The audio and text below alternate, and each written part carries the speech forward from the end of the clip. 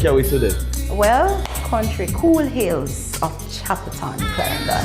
That's where me come from. Macaroni and saltfish. So Jody's taking us down memory lane. You fell in love. Yeah. You sweep you off your feet and bring you. No problem, then you still work. You're the remedy, you still work. You one of those one, you look on somebody and tell them this right now, say, yo, you know how to God, that's right there, right, you know, yeah.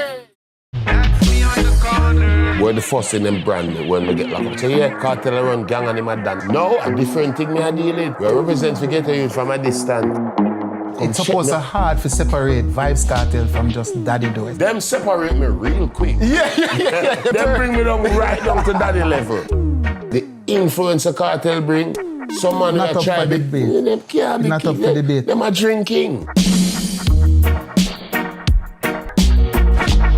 The Cut, brought to you by Flo and Rare Nephew. Now I'm where I wanna be.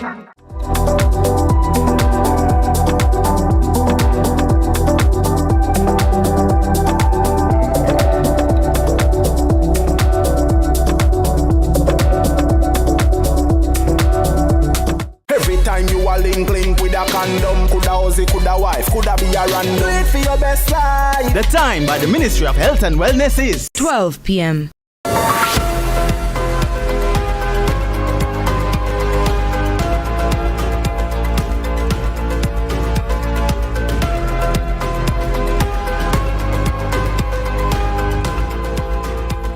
From Kingston, Jamaica, this is CVM News at noon for Wednesday, January 12, 2025. I'm Ramon Gordon. Thank you so much for joining us. Contention in Gordon House may very well be at its boiling point, with the government pushing ahead to make Portmore Jamaica's 15th parish. The Jamaica Labour Party used its supermajority in the lower house on Tuesday to pass the Counties and Parishes Amendment Act 2025, a move that effectively abolishes the position of the directly elected mayor of Portmore and has sparked an outright political war. Opposition leader Mark Golding says the People's National Party will fight to have the law overturned. This bill is nothing more than a power grab by the government. That's what it's all about. It's the most anti-democratic bill that this country have ever seen since for 44 years. The PNP spokesperson on Portmore, Fitz Jackson, further accused the governing Jamaica Labour Party of political tyranny, calling the move a ploy designed to undo the results of the 2024 local government election. For his part, Golding slammed the move as a deplorable travesty and an abuse of parliamentary power. The two current mayors of Portmore and St. Catherine were both duly elected in February last year. This bill will destroy the expressed will of the people. Jackson again accused the government of gerrymandering, pointing out that the strong PNP communities like Lime Tree Grove, Lakespen, Quarry Hill and Orange Lane, or Grange Lane rather, were cut out from Portmore, leaving them in political limbo as new constituency boundaries now have to be drawn. Government members launched a defense. Every time they disagree, they want to go to court. My question to the member, through you, Mr. Speaker, on what grounds this time is he going to court? There is nowhere in the bill that the question of establishing political boundaries were mentioned. That is not the dictate of the bill. What is the negative drawback? What is so negative about Portmore becoming a parish? All you can hear is, oh, politics, politics, politics, politics, politics, politics, politics. When you speak about the development of Portmore becoming a parish, it means absolute autonomy. Still on politics, Deputy Mayor of Kingston, Delroy Williams, has resigned from the Senate, effective immediately. His departure creates a third vacancy in the upper house, adding to the resignations of Matthew Samuda and Don Webby. Sources say the move clears the way for Prime Minister Andrew Holness to reshape the Senate before Parliament reopens tomorrow. But Williams' focus appears to be elsewhere, central Clarendon, where he's set to replace veteran MP Mike Henry as a JLP's candidate in the upcoming general election. That decision isn't sitting well with some party supporters. Henry had endorsed Maypen Mayor Joel Williams as his successor, and now divisions are deepening in the constituency. Sources say an official announcement is coming by Thursday. And Jamaica's 2025-2026 parliamentary year officially begins this Thursday, February 13, with a ceremonial opening of Parliament at Gordon House. The event will feature the formal arrival of parliamentary officials, an inspection of the Guard of Honor, and a joint sitting of both houses. Later that afternoon, the Houses of Representatives will table the 2025-2026 estimates of expenditure at 2 p.m. CVM News will, of course, bring you wall-to-wall coverage. And the Auditor General's Department is under mounting pressure as 86 outstanding financial reports, some dating back to 2011, remain unaudited across municipal corporations. The backlog also includes reports from government ministries, raising concerns about transparency and accountability. When reports are submitted to us in bulk, it presents a problem. It puts a serious challenge on the audit resources. In fact, it is my intention to communicate, I think I may have said it informally before, but I'm going to communicate it formally, that I anticipate, and in fact I said it in the annual report, that I anticipate that the department is going to come under serious pressure this year when the ministries, because they are being pressured to submit their appropriation accounts, as well as the municipal corporation, when they submit all of those statements in bulk. Because we have a statutory obligation to audit a number of public bodies and projects. And when I say projects, I'm speaking about the international projects, the World Bank, the IDB. We have to meet those deadlines. If we don't meet the deadlines, the country is going to have a problem in terms of being able to draw down. Those are time sensitive. So when we add the bulk that is coming 9 years from government chemists, we have several coming in from the Ministry of Ministry of Labour and Social Security, and others coming in. It's going to put us under pressure. President of TODS, representing PPV operators, is lamenting the high cost of repairs on PPV operators due to the damage from the roads. Newman believes the advocacy for the transport operators have gone on deaf ears, leaving the operators frustrated. Newman was speaking on Lead Story with George Davis last evening. On repairs per fortnight, yes, we're going to take it from the week per fortnight, it's pretty close to $60,000 on average. Minimum, at minimum, not average, at minimum, $60,000. Because when you travel on the Spanish Town Road, my guys come from Duane Park to downtown Kingston. Let me tell you something. That is, you know, they cry every day. Now, I want to mention to something that Doc said with regards to blocking the roads. Yes.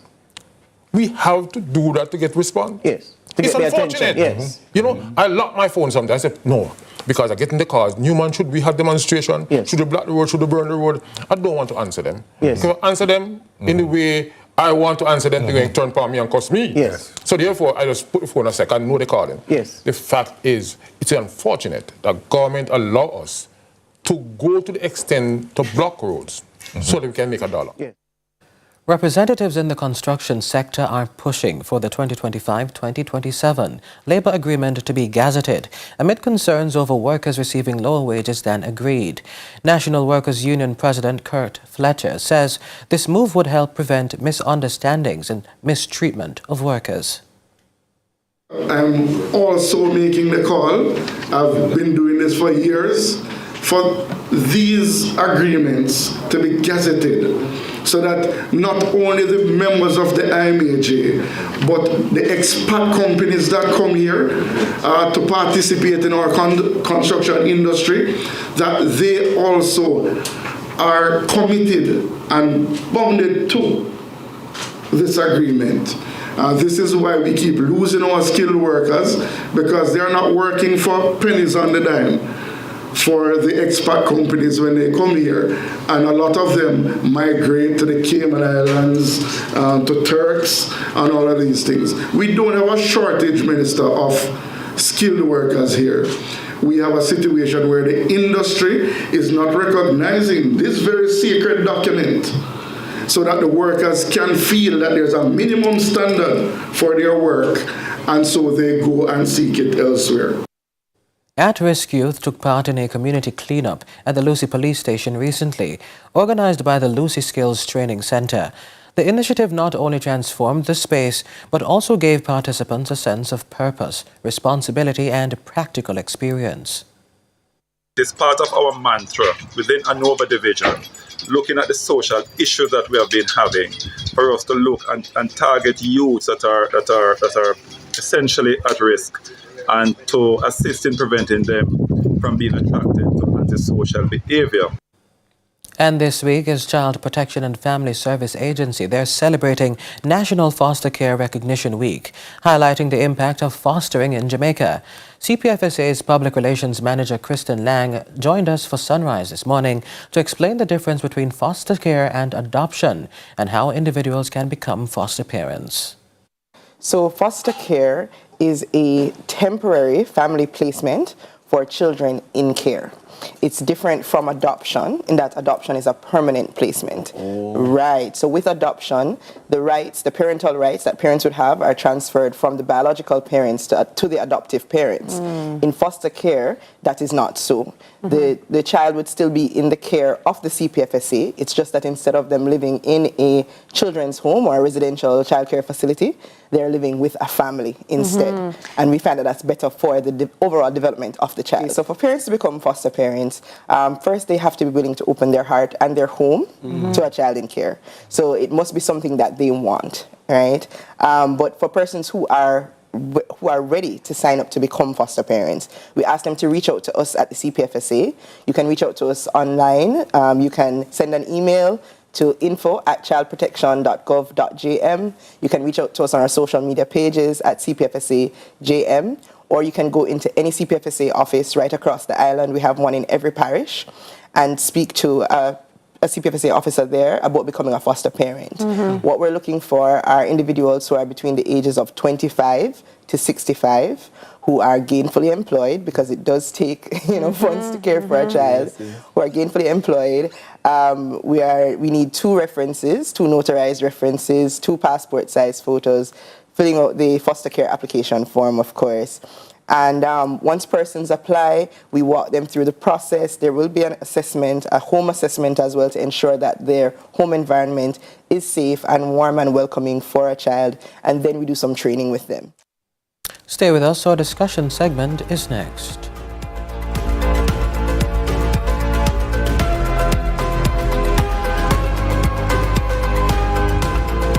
We bring comfort to every step with flooring that blends softness and style. From carpets and rugs to durable vinyl flooring and expert installation services, we have everything you need to transform your space. And when it's time for a refresh, our carpet and upholstery cleaning service brings your flooring back to life. Visit us at 18 Dunbarton Avenue, Kingston, the Carpet Store, because you deserve the best. Jamaica, it reach! Introducing the Mother's Rewards app. The same mother's food you love, now at your fingertips. Sign up easy and get a free patty. Earn points whenever you visit any select Mother's location and redeem those same points for discounts later on. Order your favorites for pickup or delivery. No long lines. Plus, spin daily to win prizes and discounts. Yes, daily chances to win. No need for say nothing more. Download the Mother's Rewards app now. Mothers, loving every bite. Sports should be fun. Sports should be interesting. Sports should be entertaining. Sports should be riveting. This is CVM Sports. I'm Jordan Flint.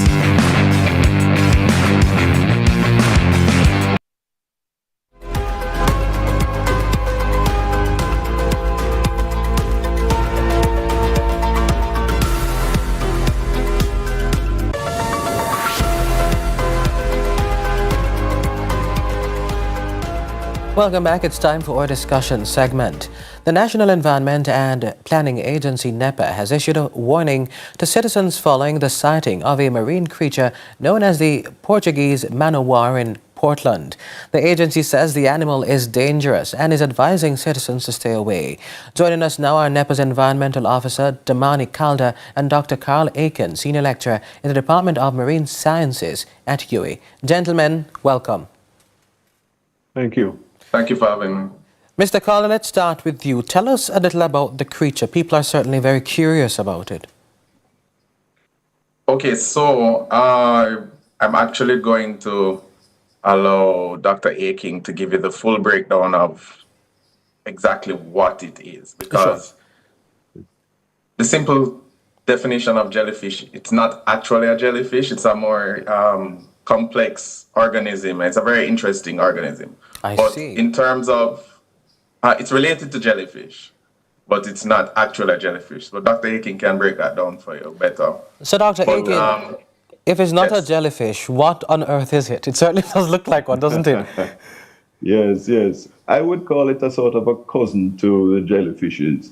The proper definition is a floating colonial hydroid colony. Because believe it or not, it's several dozen little hydroids floating together as a group. So it's not one animal, it's up to 24 little animals working together and floating attached to the underside of this float. Oh. So that it looks like a jellyfish because, you know, it has this thing near the surface and it's a member of the plankton. They float in the sea. And in this case, they carry what is called a pneumatophore or a float, which is filled mostly with nitrogen and some oxygen. And this is driven ahead of the breeze and the wind carries it along. And unfortunately, there can be, sometimes several dozen of them occur in a group and they're driven ashore by the wind and by the sea. So Doc, just for a bit of clarity for our audience, there is an image in your background, yes? It's a school of fish. The organism that we're looking at that looks like a jellyfish, what you're describing, it's something similar. It's not necessarily that, but it's something similar, yes? No? No, it doesn't look like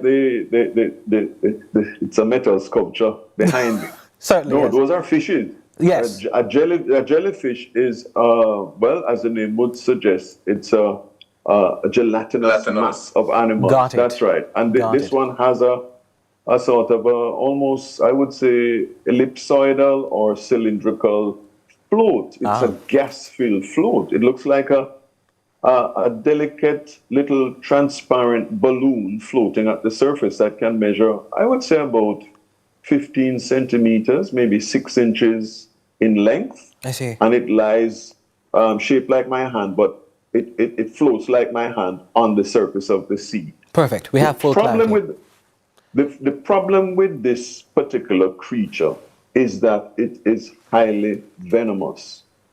And by that I mean that what it does, as it floats in the plankton and carried by the wind in these groups, it trails long tentacles, and each tentacle has hundreds of stinging cells with little barbs on it, so that when they enter the flesh of a tiny fish or a shrimp or something like that, which it is trying to feed on, it does this normally in the sea, the barbs stick into the flesh, so they can't easily be extracted. You say venomous, but to what extent? You're talking fatality? Not at all, not at all. But they can cause a welt, a whip-like effect is given to the skin, which looks like urticaria or hives.